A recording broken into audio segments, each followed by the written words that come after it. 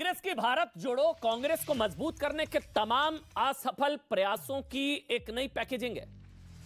क्या ये कांग्रेस के पूर्व अध्यक्ष राहुल गांधी को 2024 के चुनावों से पहले एक और रीलॉन्चिंग प्लान है?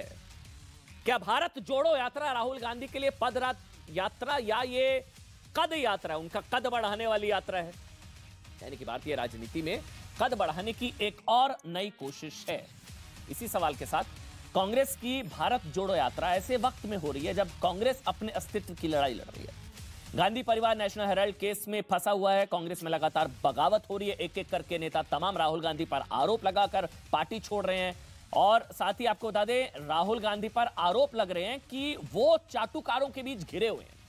ये खुद कांग्रेस के नेता कह रहे हैं। खुद कांग्रेस से बरसों के बाद हाथ छुड़ाने वाले गुलाम नबी आजाद ने कहा था कि भारत जोड़ो से पहले कांग्रेस को जोड़ना जरूरी है। एक और कांग्रेस खुद टुकड़े टुकड़े होने के खतरे में घिरी हुई है और दूसरी ओर राहुल गांधी के नेतृत्व में कांग्रेस भारत जोड़ो यात्रा निकाल रही है।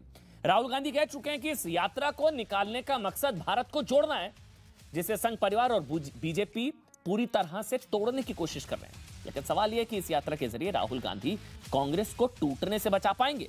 क्या कांग्रेस की भारत जोड़ो यात्रा के पीछे 2024 के चुनावों की पैकेजिंग है?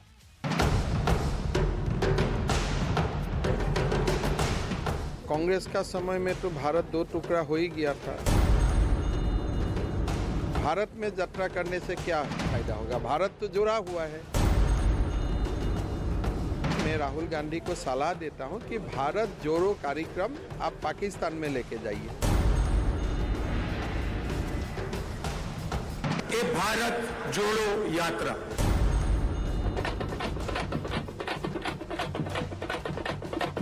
राहुल जी भारत जोड़ो यात्रा पर निकले। कभी कभी बड़ा आश्चर्य भी होता है, जो अपनी पार्टी को जोड़ नहीं सके वो भारत जोड़ने निकले। जो अपने को अपनी पार्टी से भी नहीं जोड़ सके वो भारत जोड़ो की यात्रा पर निकले। Every word, anchor and fear is spreading under the sponsorship of union government, and people are fed up with the price rise. This yatra have a great importance in this current era of politics. वो असुरक्षित महसूस कर रहे हैं, इसलिए इस तरह की भाषा बोल रहे हैं। भारत जुड़ा हुआ है, पर भारत बांटने की कोशिश जाति और धर्म के नाम पर, आर्थिक अस्तर के नाम पे भाजपा कर रही, उसके खिलाफ ही है।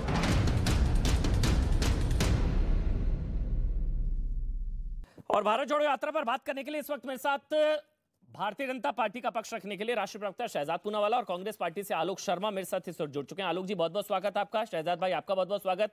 आलोक जी, पहले मैं आप ही से शुरू कर रहा हूं। ये भारत जोड़ो यात्रा से जो कांग्रेस छोड़ो अभियान है, क्या वो रुक जाएगा?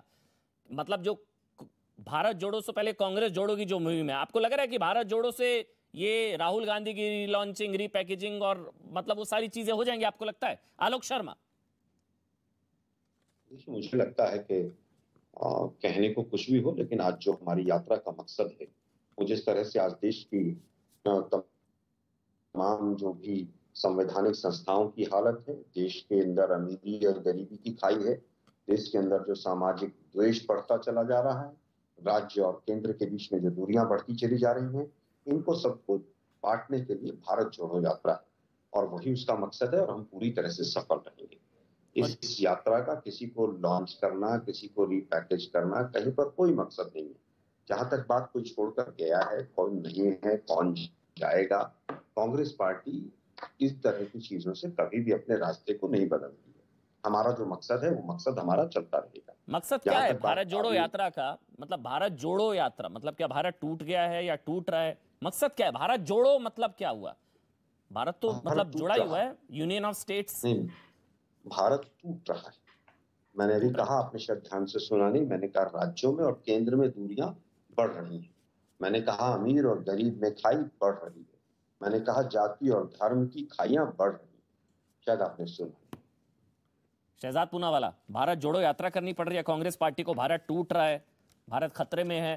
राहुल गांधी जी के भी विचार हमने सुने कि एक तरफ संघ की विचारधारा है जो देश को तोड़ना चाहती है और एक तरफ जोड़ने वाले लोग हैं, सभी पंथ संप्रदाय लोगों को साथ आना होगा भारत को जोड़ने के लिए। शहजाद पूनावाला, खतरे में है भारत? देखिए अमन जी, सबसे पहले तो ये कितना अपमानजनक एक वक्तव्य और एक अभियान है। सरदार पटेल जी ने जिस तरह से भारत को एक सूत्र में जोड़ा है, आज पूरा देश, पूरा विश्व उनकी इस गाथा और इस योगदान को सलाम और प्रणाम करता है। पर कांग्रेस पार्टी जिसने आजीवन सरदार पटेल को अपमानित किया, बाबा साहेब आंबेडकर को अपमानित किया, भगवान बिरसा मुंडा जी को अपमानित किया, आज वो उनके योगदान को नष्ट करना चाहती है और बताना चाहती है कि सरदार पटेल से जो नहीं हो पाया वो राहुल गांधी करेंगे। तो ये उनकी मानसिकता।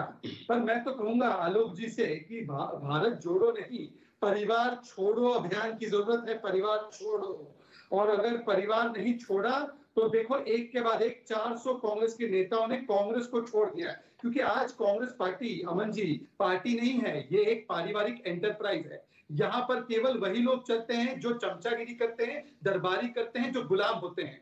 आलोक जी वो कह रहे हैं कि भारत जोड़ो से पहले कांग्रेस जोड़ो जरूरी हो गया है। गुलाम नबी आजाद और आनंद शर्मा और जितने लिस्ट है लगातार लंबी होती जा रही है। देखिए, मुझे लगता है आनंद शर्मा जी को कांग्रेस जोड़ो अभियान करना चाहिए। किसने रोका? उनको चाहिए कि जो लोग नाराज हैं उनसे बात करें जाकर। किसी ने रोका है क्या उनको? गुलाम नबी आजाद और आनंद शर्मा जी वो लोग थे, वो लोग हैं जो हमेशा से कहीं ना कहीं डिसीजन मेकिंग में रहे। तो किसी ने क्या उनको रोका था? गुलाम नबी आजाद जी 37 साल तक कांग्रेस के जनरल सेक्रेटरी रहे। कांग्रेस जोड़ने के लिए रोका था क्या उनको किसी ने? Rajya Sabha, Lok Sabha, chief minister, cabinet minister, PCC president, general secretary, क्या नहीं रहे वो? मुझे तो लगता है गुलाम नबी आजाद साहब को स्वयं अपने कैरियर का एक सिंहावलोकन करना चाहिए, समीक्षा करनी चाहिए। कहाँ चूक रह गई उनसे? उनको पता होना चाहिए किस दरबारी ने, किस चपड़ासी ने, किस पुलिस वाले ने उनको राज्यसभा भेजा था। हमें भी नाम बता दें, हम भी कहीं ना कहीं कुछ बात कर लेंगे उससे, भाई हम भी राज्यसभा चले जाएंगे। हास्यास्पद बातें हैं अमन जी। आज आप किसी के इशारे पर इस तरह से काम कर रहे हैं, दुर्भाग्यपूर्ण है। आपको नहीं लग राज्यसभा जब तक मिल रही थी, जब तक तो सब बहुत अच्छा था। राज्यसभा चली गई तो सब खराब हो गया। आलोक शर्मा भी तो 20 साल से 25 साल से पार्टी के अंदर काम कर रहे हैं। हमें क्या मिला है आज तक? अब संघर्ष का समय था तो आप छोड़कर चले गए। आप उत्तर प्रदेश के प्रभारी थे, क्या किया उत्तर प्रदेश में आपने?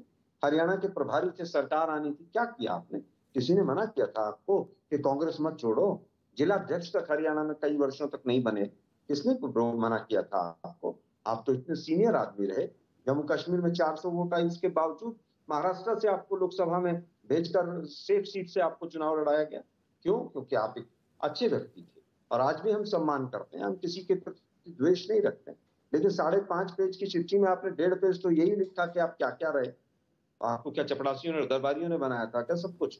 हास्यास्पद लगता है मन जी। सीरियस बहस होनी चाहिए इन विषयों के ऊपर। नहीं, सीरियस बहस ही मैं इसलिए क्योंकि उनकी जो 5 पन्नों की चिट्ठी है उसी का मैं जिक्र, अनुभवीन चाटुकारों की मंडली, अनपढ़ों की जमात, मनीष तिवारी चपरासी, ये सारे शब्द तो कांग्रेस के नेताओं ने कहे हैं। मतलब मैं अपनी तरफ से कोई भी शब्द नहीं बोल रहा था। शहजाद पूनावाला की अब ऑडियो आ गया। शहजाद पूनावाला आप कंप्लीट कर लीजिए।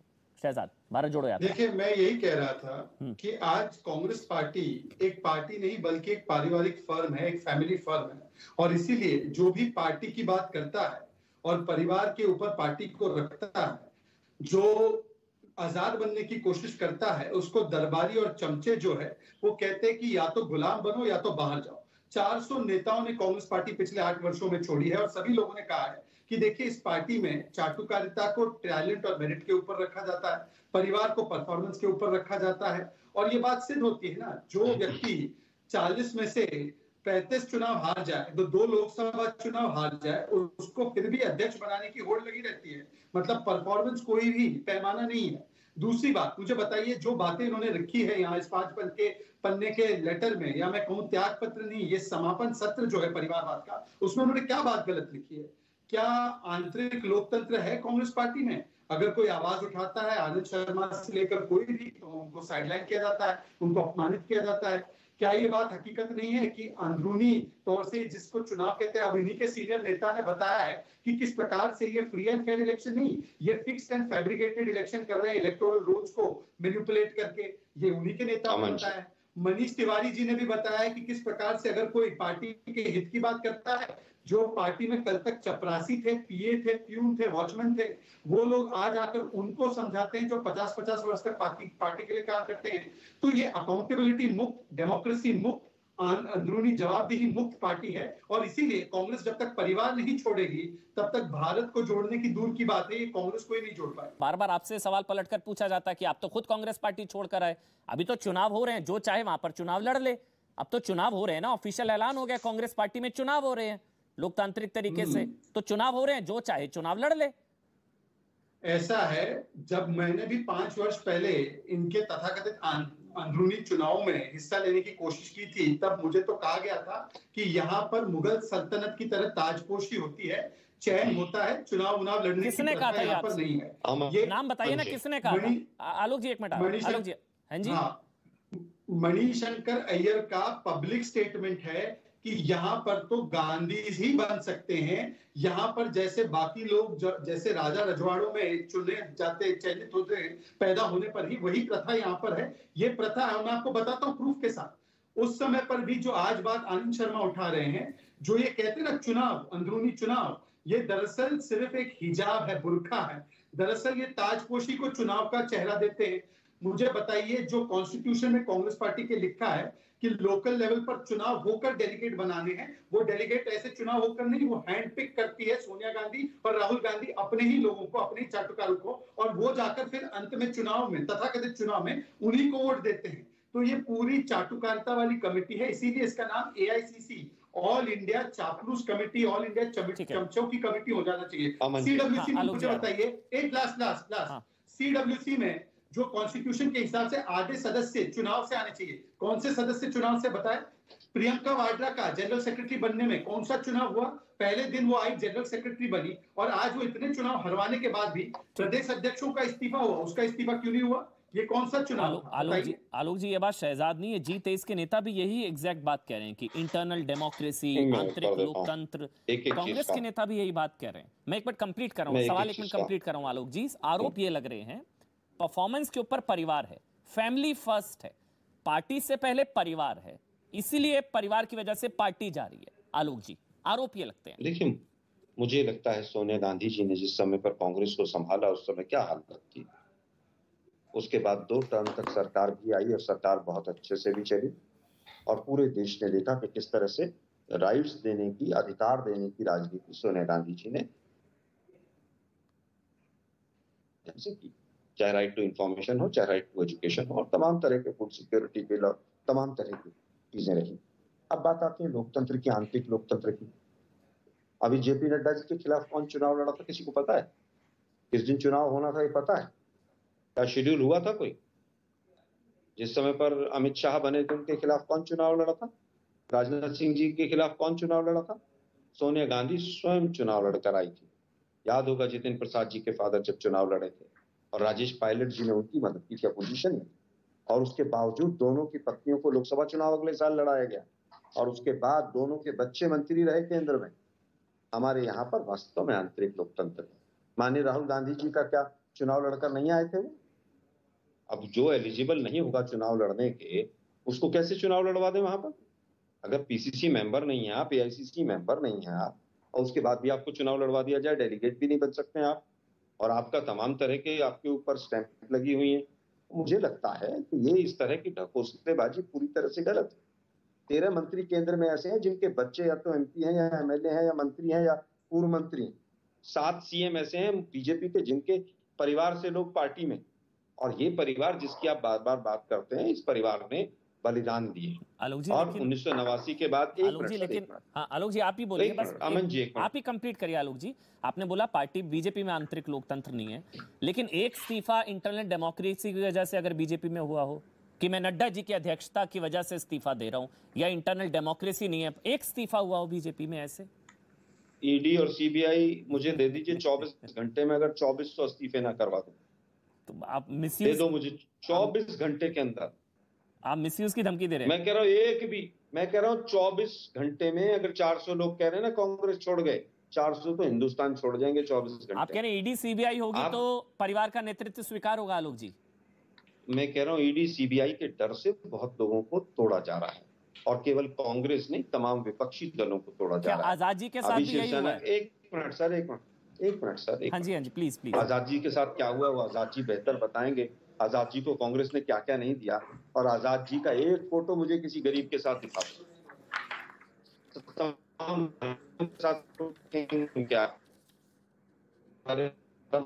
मान करता हूँ, लेकिन मैं केवल ये पूछ रहा हूँ भाई, वो जो अभी शिवसेना वाले एमएलए को इनकम टैक्स और ईडी के नोटिस गए थे, वो ईडी के नोटिस आगे काम करेंगे कि नहीं करेंगे?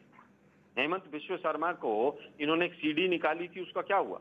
अरे बहुत लंबी लिस्ट है भाई, मुकुल रॉय से लेके शुवेंदु अधिकारी से लेके, इनके यहाँ तो एक ऐसी बड़ी वॉशिंग मशीन है मॉडर्न वाली कि उसमें किसी को डाल दो वो साफ होकर निकल जाता। सीबीआई के डायरेक्टर की पेंशन नहीं मिल रही अभी तक।